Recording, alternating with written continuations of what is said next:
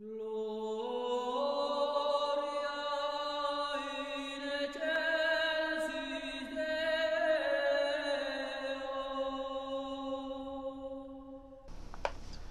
everyone, this is Tim, and this is going to be a recap video of the third session of the House Roderick campaign, which is using the Song of Ice and Fire rules.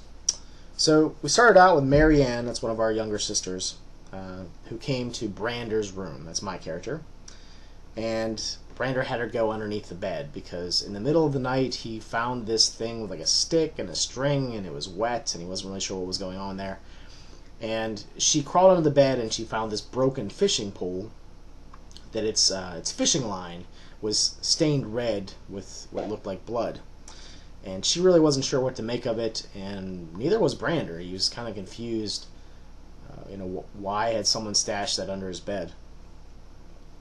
So he was sort of looking at it, and he set her on the bed, and he picked her up, and he was like swinging her around, just trying to be playful and fun. Things that are often lacking when their father is home. Their father is out hunting a bear at the moment to replace the dead bear that was in the bear pit. That's where House Roderick throws its criminals and people who want to challenge themselves. So after the tickle fest, hurling her in the air, throwing her around, we went down to breakfast. The man named Claw, he's one of the people who runs the bear pit, told Marcus, that's being played by Eunice, that it was done. Basically, they had killed all of the political prisoners from House Woodtower after they had interrogated them, and they had put them in sacks and threw them on the back of this carriage or cart, and they were going to take them out and bury them in like a mass grave somewhere. So the only person who lived from those political prisoners was the look-alike for the male heir from House Woodtower. And they had planned to maybe release him once he was healthy enough and then follow him to perhaps find this heir so that they could kill him. And then, Marcus's plan is to marry this Woodtower girl who would then be the current heir, and then he would acquire those lands as well, in addition to the lands he would acquire from his father passing. He would get the House Roderick lands. So Marcus has a lot of ambition. He's trying to do a lot of things, and that's what I think is the most fun about these games, is putting these plans in motion that either succeed or fail, and they're interesting either way. Marcus then went to the shoreline to get cleaned up because he had exercised a little bit, doing a lot of physical exertion and training exercises, that sort of thing. He likes to do that in the bear pit itself. He saw something on the other side of the shore, and he walked around and investigated it. And there he found the sailor Timothy, who had been the captain of the fishing vessel that had taken us to Bear Island from Wayneport. And he was dead. His body was sort of slumped in this little cove where the water was, and you couldn't really see it from the port, from the docks, so it looked like it was concealed or hidden in some way. And he had a severe cut to the neck. But Marcus really couldn't tell what had transpired, how he had died.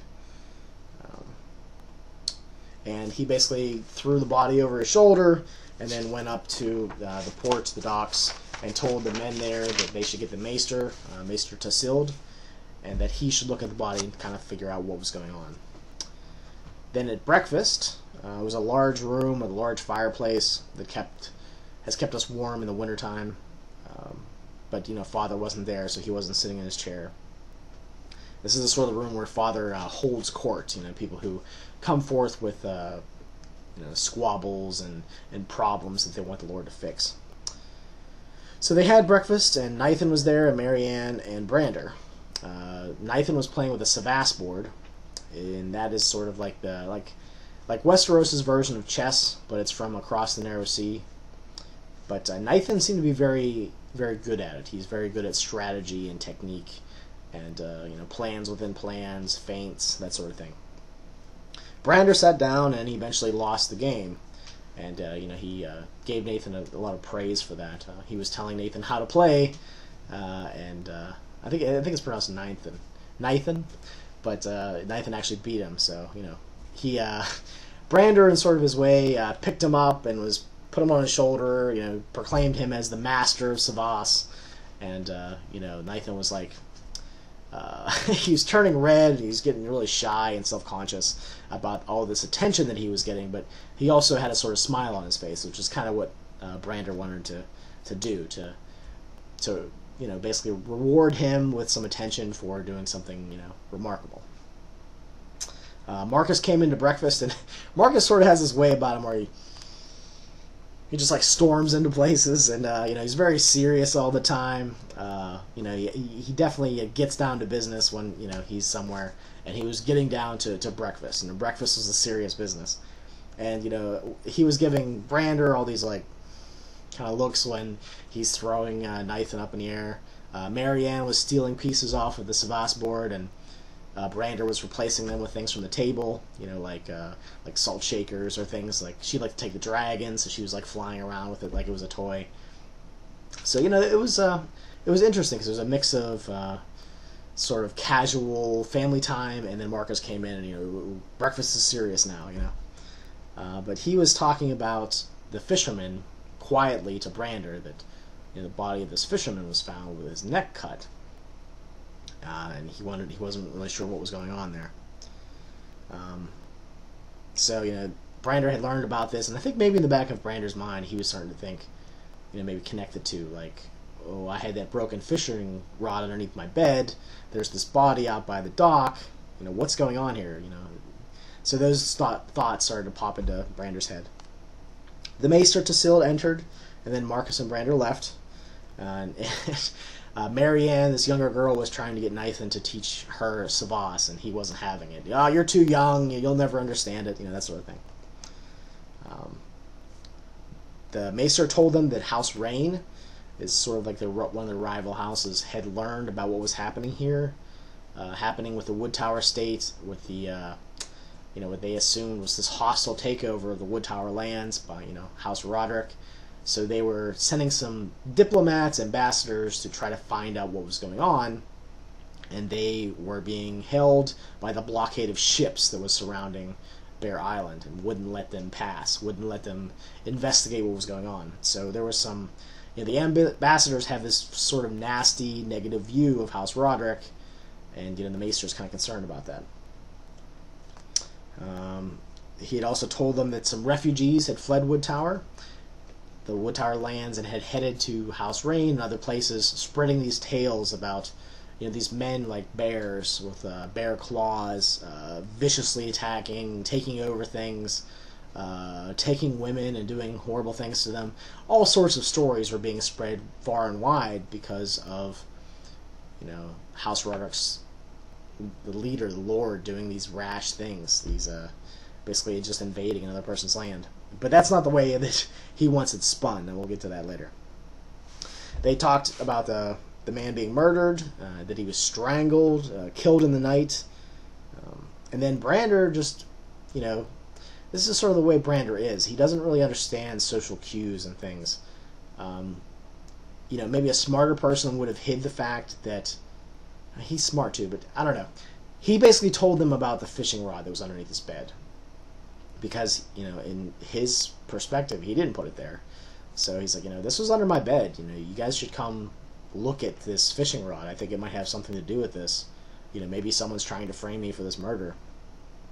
So they went and found the broken fishing rod, and the Maester was concerned. Marcus is basically, what the hell is this? Are you killing people? Not believing anything that Brandr was saying.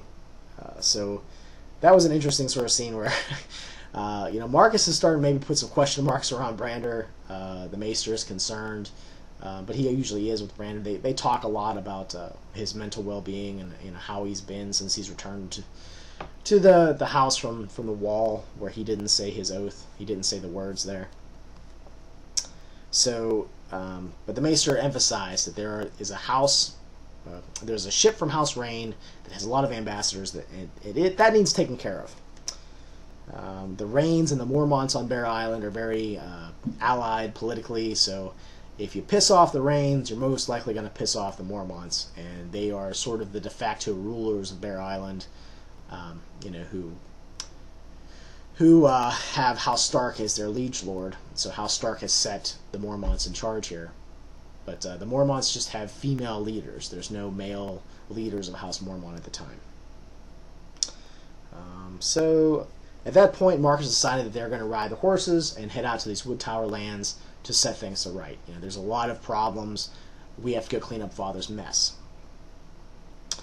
They took some bear furs with them as a sign of goodwill towards these ambassadors.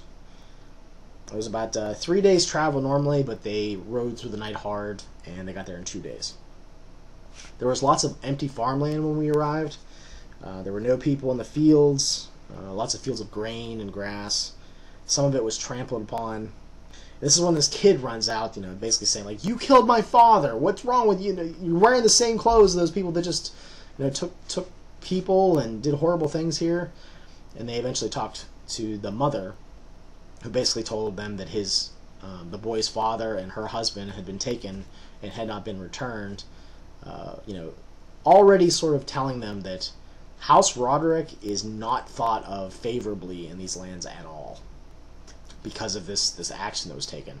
And Marcus tried to tell them that House Roderick is there as a sort of defense against rebels and rabble-rousers, the Ironborn in disguise, that sort of thing. Because that's the thing that they want to push, that they want people to think of as this whole situation is, not that we just decided to take over this place. Brandr sort of threatened them and to give them this information because they didn't want to give it willingly. Eventually they arrived at Wood Tower, which the name is very apt. It's a tower made of wood. It's a small fishing village, and it's also known for its lumber. All the fishing vessels were in port because of the blockade of the Roderick ships. The Roderick household has a lot of strong navy, so there's lots of ships out in the bay. There was a carriage with 5 bodies, 3 soldiers and 2 civilians that were right out front. So already they could tell that people had died. Marcus wanted to see Almer, which is his younger brother and Brandr's older half-brother. The Ironclaws pointed them in the right direction, and the Ironclaws are these people that have survived the bear pit and have a reputation as being ferocious in battle. They tend to be larger individuals, pretty strong. And Marcus basically said, Almer had basically said, why should we care about this? There's this man with some sheep who was complaining about the Roderick men eating all of his animals and taking all their food. Again, more negative things for House Roderick. They had come in here and they're sort of being blasé. They don't care who they offend, who they kill, who they rape. There's women that were taken. And Marcus is already getting the feeling that this is bad. Like, this is going to paint their house in a very bad fashion. He needs to try to spin this as best he can. Belthir was there, and he's sort of an honor guard. He's also one of these Ironclaws. He's very tall, about close to 7 feet tall, but pretty heavy, probably about 300 pounds or so. So Almer was defending himself and his actions, basically saying he didn't really see anything wrong with the way they were doing things. They're stronger, these people are weaker, they can pretty much do whatever they want. He did say that they were searching for the male heir of the Wood Tower line, but so far they hadn't found him. Marcus wanted all these prisoners that they had taken, wanted them out of sight. He wanted all the problematic ones killed, and the ones that were taken because they had pretty wives. Release them, treat them kindly. He wanted the soldiers in town to, instead of bullying them and taking things from them, to help build back all the damage that they had done. So he's sort of putting to rights the whole situation as best as he could. He feels like he's showing up to put a band-aid on a large cut, but he's doing what he can to try to spin this so House Roderick doesn't look like a bunch of assholes. And he also wanted to push the message that the reason House Roderick had come to Wood Tower lands is that there are Ironborn in and amongst the family here who were trying to, incite rebellion. We're doing a lot of nefarious, evil things, and that they had come to purge them, to get all these Ironborn out of their ranks, and that the male heir was in cahoots with these Ironborn. So he's trying to paint the picture that this guy is bad news because he wants him dead. He wants this male heir out of the way so that he can marry his younger sister and, you know, move up the ladder of power. Belthir later told Marcus and Brandr that Almer was quite full of himself and wasn't really great at leading people. He made some mistakes, and that he didn't really listen to anything that Belthir had suggested, any of Marcus's suggestions from before that he brought with him. So, you know, Marcus has a pretty low opinion of Almer at this point. But he's hoping that with Marcus's more forceful suggestions that he'll follow through and do what needs to be done to make the House Roderick look better. Let's see here. There was a moment when Belthir was talking about Alina, and that is Rohir's character, in a sort of derogatory fashion. He didn't like the fact that she was running things back at Bearhold, that's the house's seat, and was saying things like, you know, if I ever marry your sister, I don't want her taking charge in the bedroom. You know, basically saying, you know, women shouldn't lead, they shouldn't be in positions of power. And Marcus really didn't say anything about that. He was sort of quiet about it. And up to this point, Brandr had also been very quiet. He's more of a support character when he's with Marcus. He says a few things here and there if he thinks maybe Marcus should watch what he's saying, but he keeps quiet. But when it concerns women, and especially his sister, his mother, these sorts of figures, he's very defensive of them. And even though Belthir was like twice his size, you know, he survived fighting up against a live bear, Brandr just headbutted him like right in the nose, bam, right in the nose. You know, just for disrespecting his sister and talking about his sister in a casual, you know, I'm gonna fuck your sister kind of talk, and Brandr just wasn't having it. It's like that's bullshit, man. He just smashed him right in the nose, and I think Belthir probably would have kicked Brandr's ass if Marcus hadn't been there, because he said that, you know, I will forgive that because of your brother. But there was this look in his eye like, you know, this isn't done. And on top of that, Marcus just like, you know, bam, just smacks Brandr in the back of the head, you know, for disrespecting his, one of the people he respects the most from these Ironclaws. So even though Brandr was knocked down on the ground, he's sort of looking up, like you know, like right in Belthir's eyes, like, you know, that I don't stand for that. You don't talk about my sister in that way. So I'm sure Belthir is going to totally mess up Brandr in the future. So that was the showdown there, and then they decided to go to visit these ambassadors on the ship that was stopped by the blockade. There was a one-legged captain named Ifor on the ship, and I believe the ship's name was the Raven. And they had headed out to go see these ambassadors. They sort of lashed their ship up against the ambassador ship with poles and ropes, just to sort of, you know, keep them both together. Let's see here. And they noticed that these ambassadors had no gifts at all. They were just there to talk. And we gave them bear furs, and, you know, Marcus did most of the talking here. Let's see here. They had bread and salt with them, but they didn't offer it first. And that is sort of the rules of hospitality. If you eat someone's bread and salt, you won't be harmed by them. But they didn't offer it, so that was kind of weird. You know, Marcus noted that, and Brandr sort of elbowed him and pointed, like, okay, that's there. I guess they might be fearful of their lives. So they took the bear skins, and Marcus sort of talked about the Ironborn plot, and, you know, was putting forth all the things that he wanted other people to know. That the Ironborn were behind this, that the male heir was behind this, that the only reason the House Roderick was there was to bring order to the lands, to purge this this foul conspiracy out from this area. And the ambassadors weren't really going along with that at all. They had heard all these stories from the peasants that had, these refugees that had come to their lands. So they were very doubtful, very skeptical about anything that he had said. They wanted the Mormonts brought into this to fix things. And this is when Marcus got very heated. He he took it as a sort of I don't know, hit to his honor, that House Roderick wasn't enough. That we needed Big Brother, the Mormonts, to come and fix things for us. So he was kind of offended by that, saying that, do you doubt my honor, that the words I say are true? So he got pretty testy, and this is when the ambassadors brought forth the bread and salt. Like, they didn't feel safe. They felt threatened by his very imposing demeanor, his shouting, his yelling, just getting heated about the topic. But that never happened. They just went with a handshake the whole time.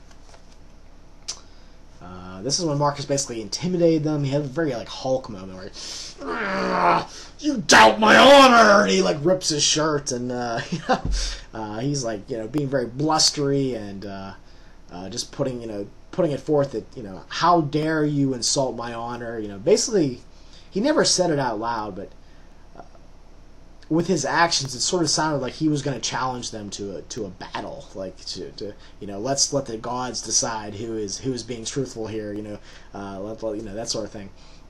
So the ambassadors were sort of stepping back.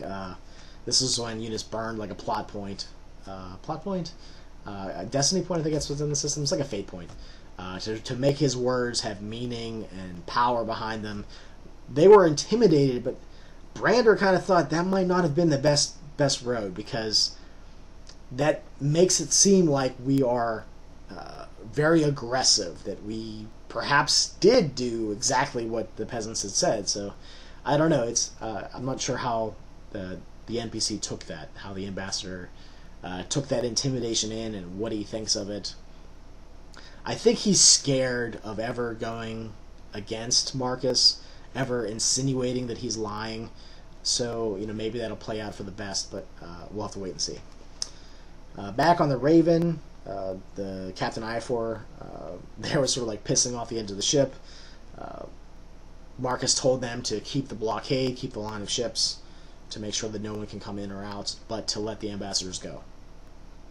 They sort of drank wine and hung out with each other, and Ifor got a little casual and was sort of talking like he was equal to us, and Marcus did not like that at all. He basically said the only reason he wasn't going to kick his ass is because he was drinking a bottle of wine. so the captain made himself scarce and went away. Let's see here. This is also when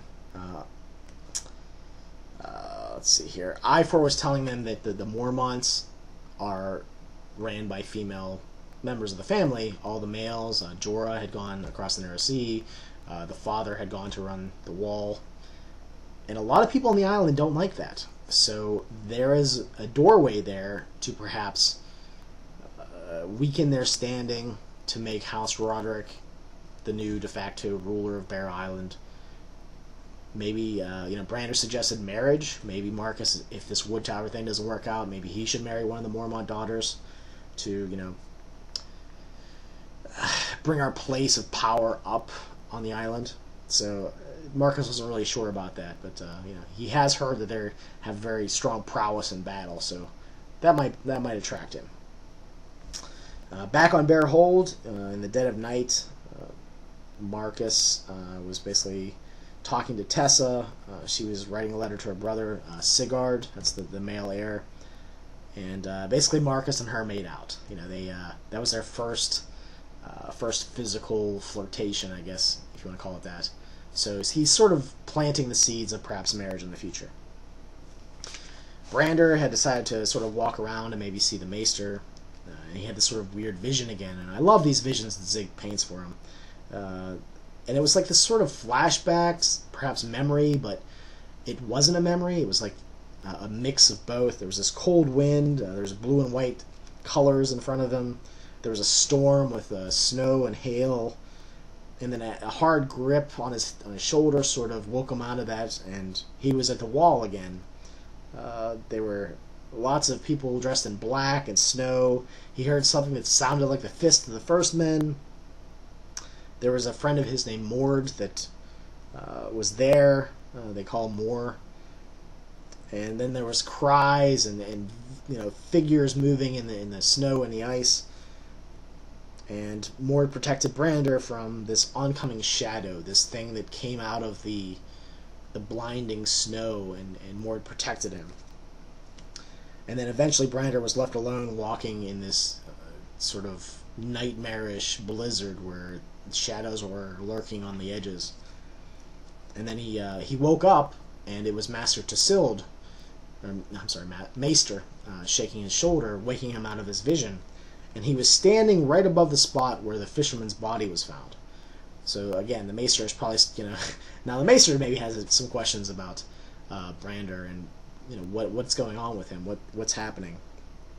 He had slept-walked, I guess, all the way to this point, even though he was awake before. So, and Brandr's very open with this with the Maester. He tells him, I was coming to look for you, and I had this strange vision about being on the wall.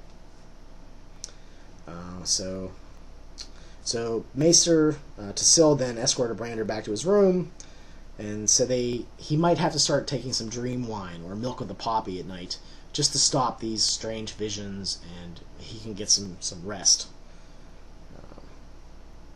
He also mentioned that even though this is a bad situation with taking over the Wood Tower lands, the death of the Hand of the King is basically pushing all that news down. Everyone's more concerned about the death of the Hand than the Roderick house taking over the Wood Tower. So it's almost like it's a bad story, but there's a worse one out there, so people are focusing on the worst. And that's actually very good for Father. The Maester told Brandr that his mother, who is this witch woman, had been consulted by their father, and it seemed like fate was shining on them, and this is the right time to do this. So there's some perhaps prophecy or some checking with the spirits to see if this is good. Let's see here. It's pretty much the end of the session. I'm curious to see what's going to happen with all of these visions that Brandr has, and hopefully Roger will be able to play next time. And hopefully Marcus will have some of his political ambitions come to light, because he seems like he's schmoozing this Wood Tower girl, and perhaps he'll get married to her, or maybe one of the Mormonts, and we'll see how that works out. So that's pretty much it for the recap. Sorry it's so long again, and I'll talk to you guys later.